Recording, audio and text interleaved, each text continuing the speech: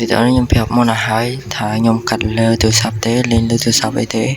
hai nhom ở dưới chơi cà tiệt chẳng bậc kho ấy xong mà chia sài phòng ta lại cho dạy đường yêu mình hai vì đó này ta một bên là nhóm còn phong ta đi về thầm cái số thôi đó số đi theo rồi hay vậy thì chị áp đi ở vậy thằng đấy chờ đây rồi chồng cái tình nhóm nó ấy đó số của bạn miền phơ lên đấy nè ở đây bao nhiêu ta bao nhiêu ở đấy xem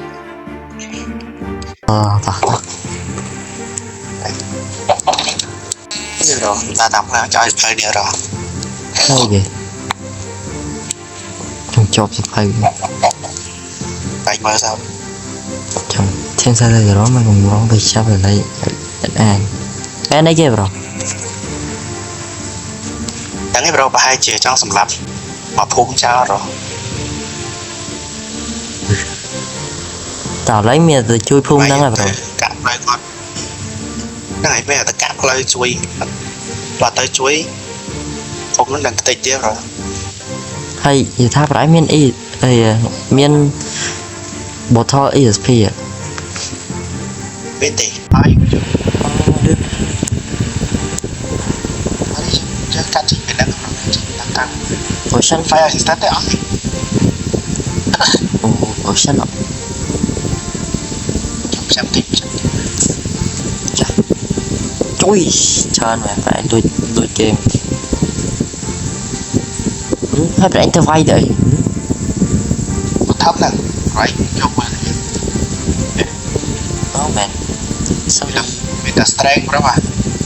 do strain này chụp nó right đi con còn bè này nè quá đấy liên tục ai rồi liên tục phải chụp lắm rồi chụp ra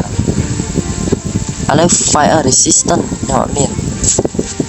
nó strength cái nhóm biết phải assistant tại cho tật luôn không đẹp cho mà tỉnh tay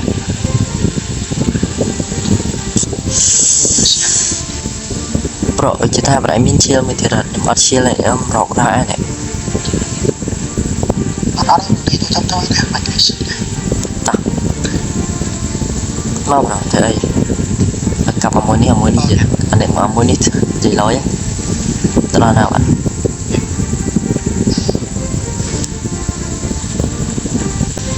ấy gì thank you ta đã phải đi ăn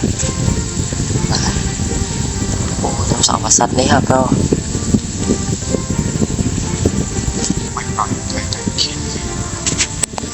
cái này cái này nó ý gì bạch khoa rồi ok mình lấy dân bạch trời cái này nó chán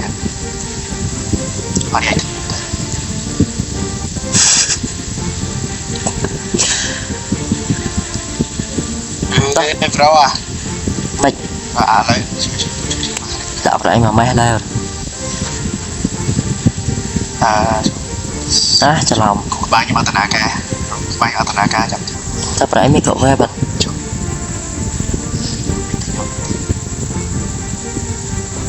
lụi lụi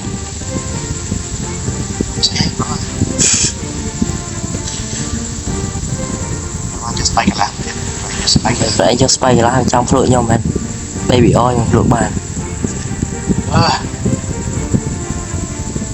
baby oil thì wait spy cái lái em tịch miền stop ở miền nào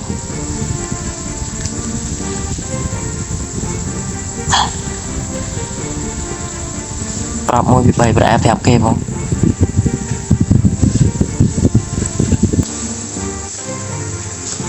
rồi khơi để đa quá bị đi phép rồi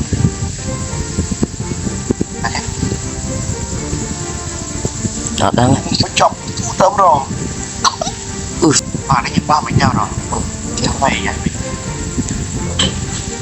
không mẹ xí đó xí ở phôi trong flight khó trong flight khó luôn cái đam không cái đam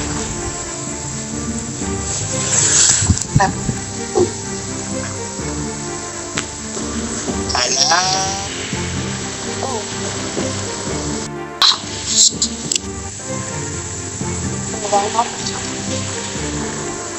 phải chắc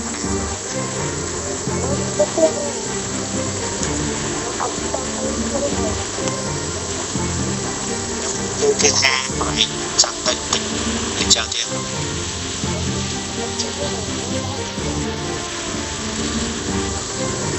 phải thằng này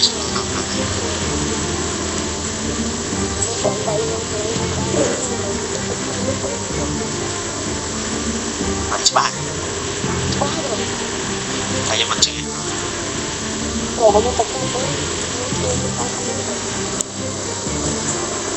đấy right mấy game của tại con trai người ta tại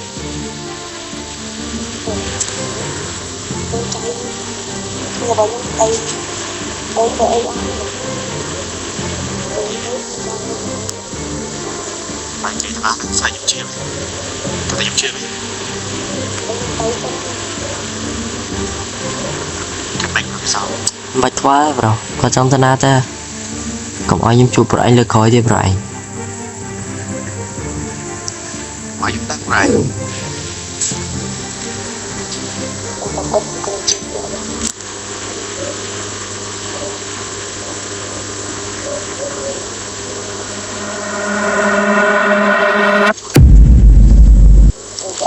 what you good bro oh my god mình tôi bị dùng bay từ tao mồi hái khi có bán to đây thằng phụ kia mình hold up my god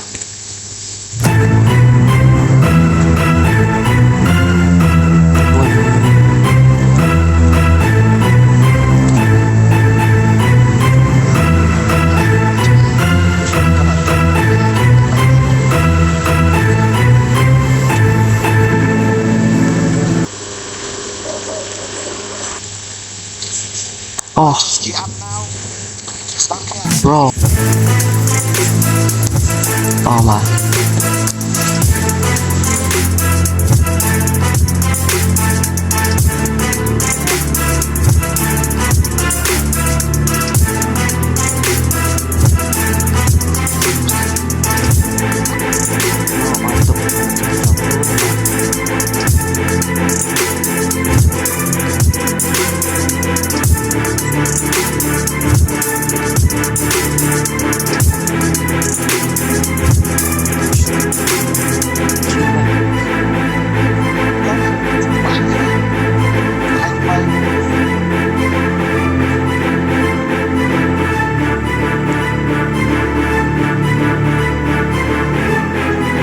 bạn này tầng ngõ kia mới đã nhị ti thì làm bay ni hai nhà này complete chạy lại hai năng subscribe nhưng mà nè môi vào thôi nhưng mình cần lắng chất thư vì tao ôm to thì ai lấy dân cho tao xảy đến dương to mày nhưng mấy các bạn thôi mày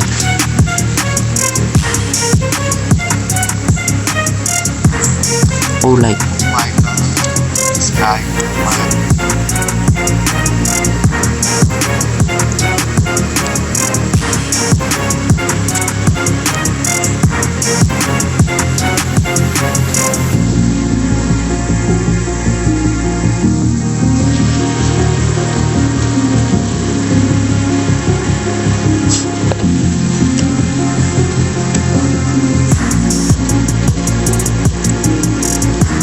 giá áp lực đáy vậy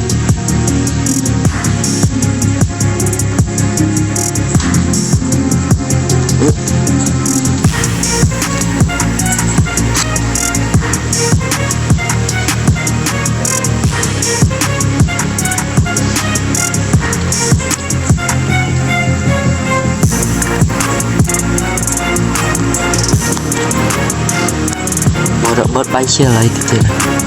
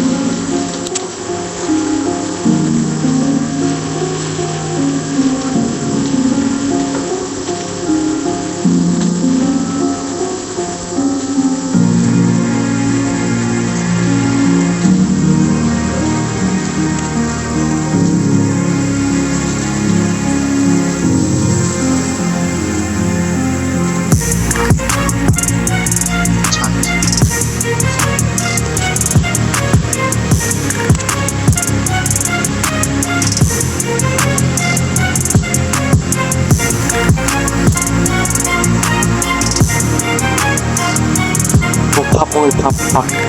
khóc là cái khóc cái gì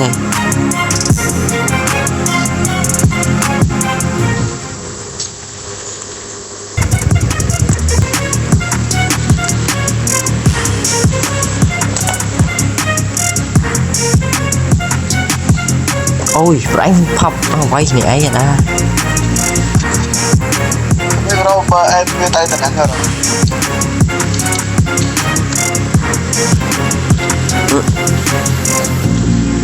em cho tình anh ấy lại style pro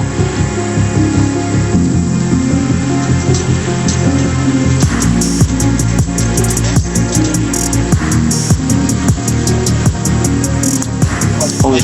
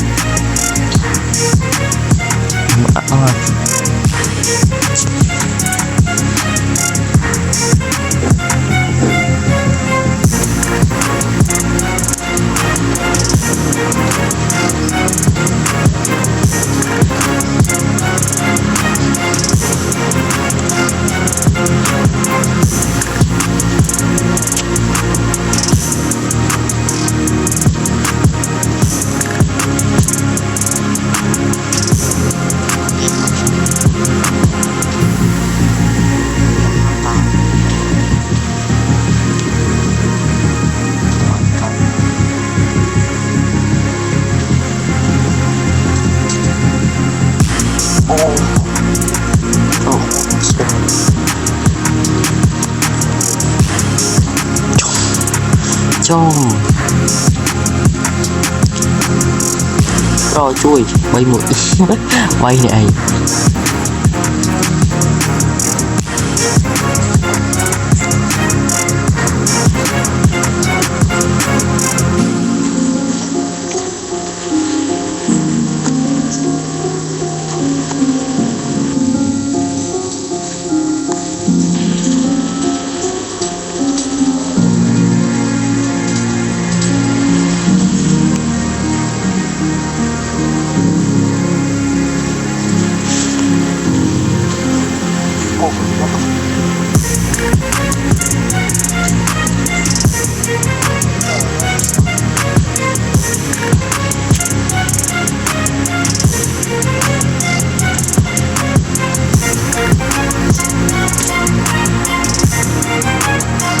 oh shit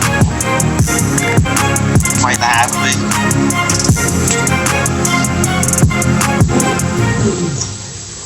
bác sĩ ơi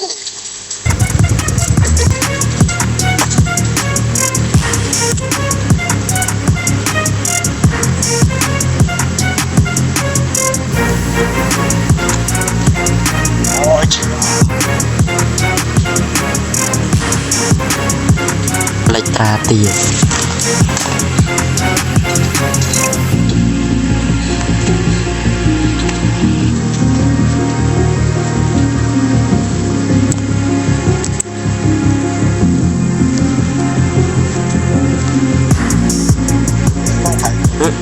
nó không bỏ đi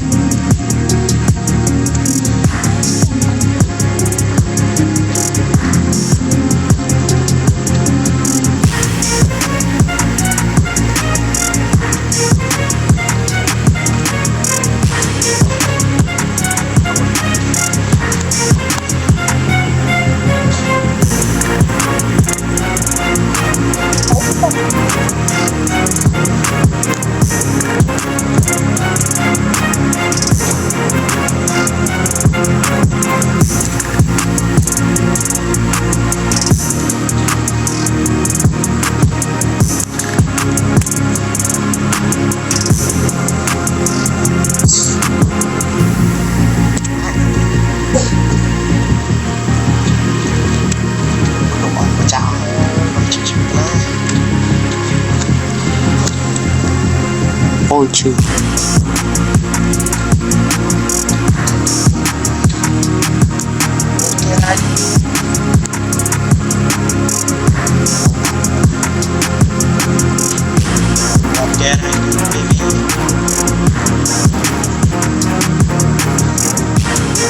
Oh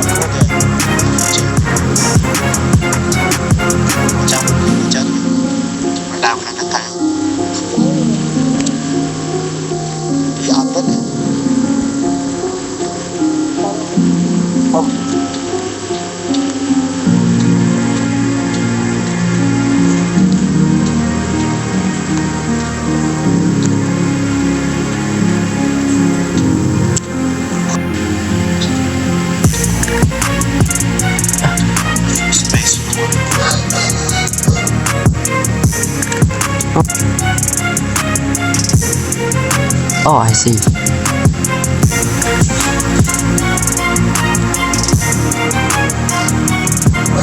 Trời ta nào.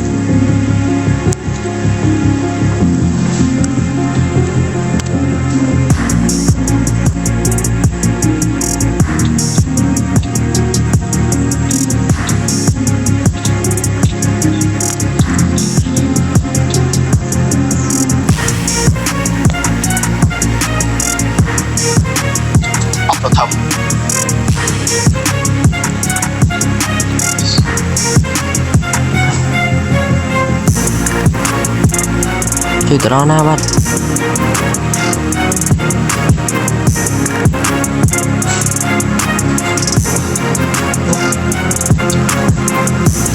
Năm.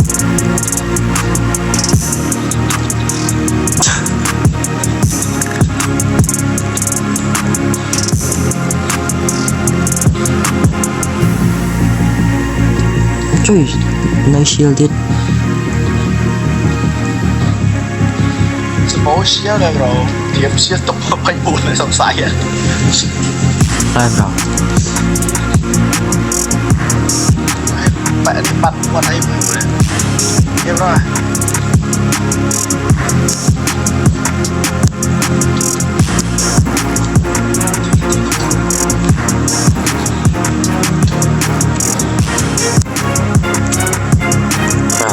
Pro mới nút, pro mới nút bạn.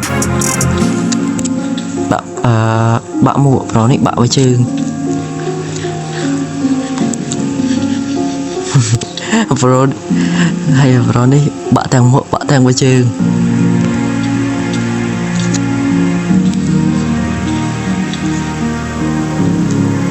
ไปยังไงสนับเยี่ยมได้ไหม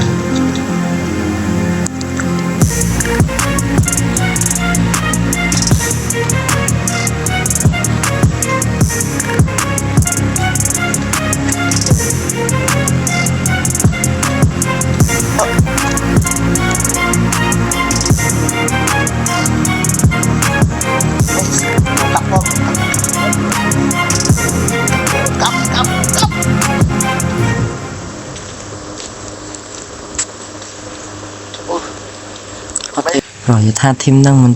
thêm cái thêm sờ bộ share hay năng thổ thầm ngó vậy một là lừa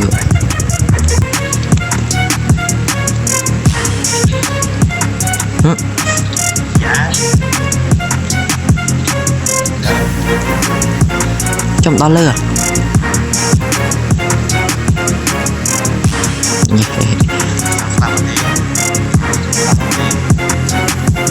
Jangan sampai lupa kan. Chơi. Thế chứ xin được qua đi sống thêm. Mày đã đánh rồi. Thật tay. Khi dành không sao. Có mọi những chụp bro anh lực hỏi thế bro.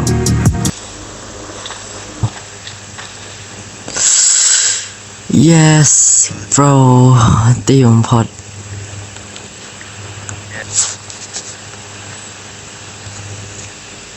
nhưng mà ai bên khốn á bro,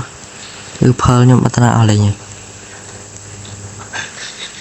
chào lui phơi nhung, bữa anh lui phơi nhung mình,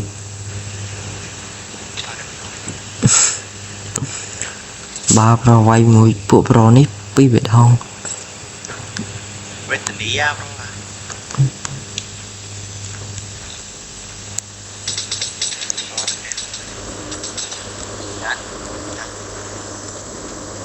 Bro đã tập bé mình. Ok. Nè bro, ESP bỏ thò bro anh mèo mò nè, xây giờ mò khang. Chẳng tan tí rồi. dạ chú nâm tê bà bé lấy tao chúng tới bé đà đi học rồi nó khăn đây mà nè rồi té khăn nào nằng té khăn nằng ở đây miền speed tới cho nhau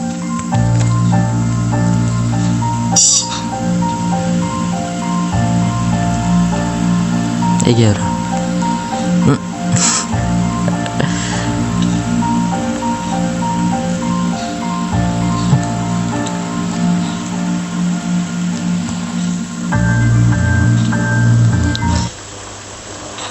cho làm anh ta nào ở đây ấy nè nó cháu cái này nè